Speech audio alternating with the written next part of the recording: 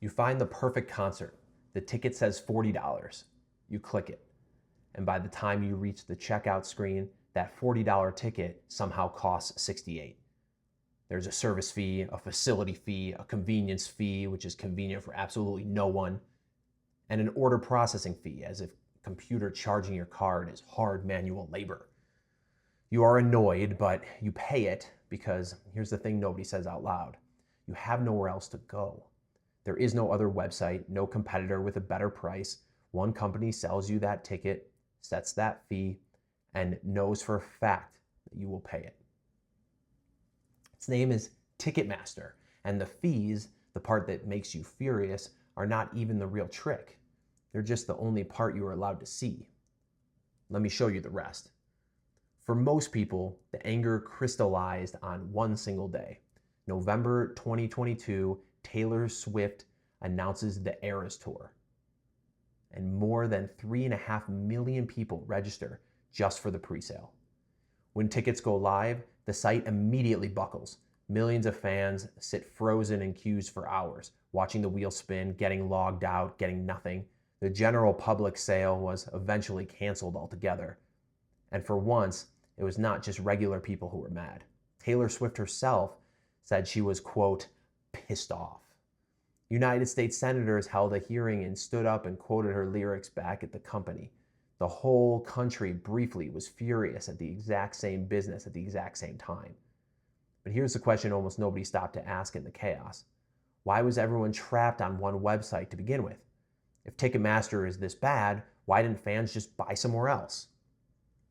To answer that, you have to go all the way back to 2010, because in 2010, the biggest concert promoter in America, a company called Live Nation, merged with the biggest ticket seller in America, Ticketmaster. The promoter is the company that books and runs the tour. The ticket seller is the company that, well, sells you the ticket. Now they were one single company, and that company quietly started doing something much bigger than selling tickets. Think about everything it takes to put on a concert. Somebody has to promote the tour. Somebody has to own the building it happens in. Somebody has to sell tickets. And somebody runs the resale market when those tickets get flipped. Live Nation does all four. It's the promoter. It owns or controls a huge share of the major venues, including the majority of the largest amphitheaters in the country. It owns Ticketmaster, which handles around 80% of the primary ticketing at major concert venues. And it has its hands in the resale market too. It is sitting on every single side of the table at once. And here is the lock that holds the whole thing shut, the exclusive contract. When a venue signs with Ticketmaster, it signs a long exclusive deal, often many years, where Ticketmaster handles every single ticket that building sells. Not some, all of them. So you, the fan, never actually chose Ticketmaster. The venue chose it years ago, before you ever wanted to see the show.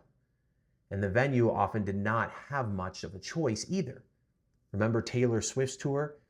It was not even promoted by Live Nation. It was promoted by their biggest rival, AEG. And AEG still had to put the whole tour on Ticketmaster. Why?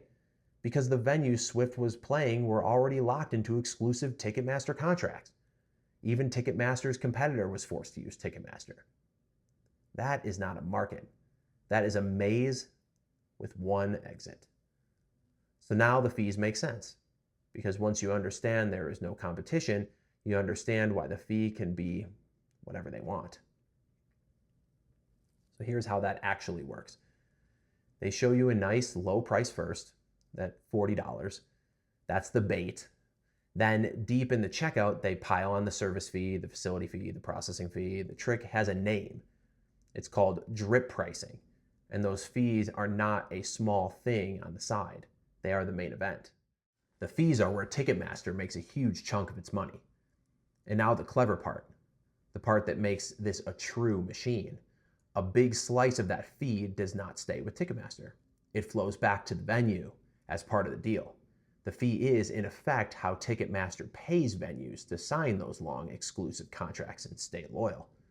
So follow the loop. You pay the fee helps buy the venue's exclusivity. The exclusivity locks out any competitor.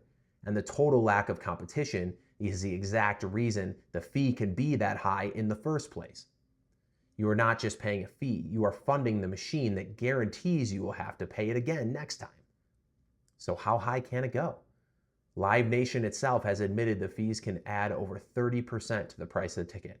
One musician testified to Congress that on a past show, the fees ran to 82% on top of the ticket's face value.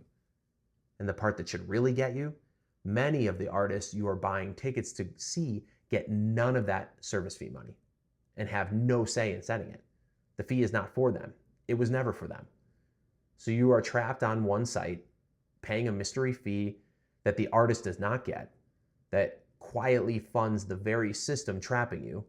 For 15 years, that was simply the deal. Take it or stay home. And then finally, it started to catch up with them.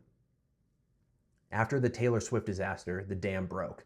In 2024, the Justice Department in dozens of states sued Live Nation and Ticketmaster, and they did not just ask for a fine. They asked a court to break the company up, to rip Ticketmaster back off Live Nation and split the machine into pieces. Then, in May of 2025, a new federal rule finally killed the checkout surprise, all in pricing. Ticket sellers now have to show you the full price, fees included, up front, before you ever reach checkout, which sounds like a win, and it is, sort of, but read it carefully. The rule makes them show you the fee. It does not make them shrink the fee. The ambush is gone. The cost is exactly the same. You just get to see the punch coming now. And then came the real reckoning. The case went to trial in early 2026. Partway through, the Justice Department actually cut a settlement deal with Live Nation for $280 million. But a coalition of states refused to settle. They thought the deal was too soft, and they pushed the trial all the way to a jury.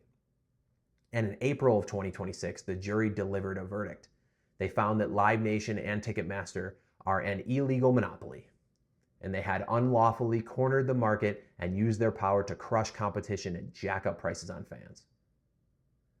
The thing that millions of people had been screaming at their checkout screens for over a decade, a court of law finally said out loud, "You were right.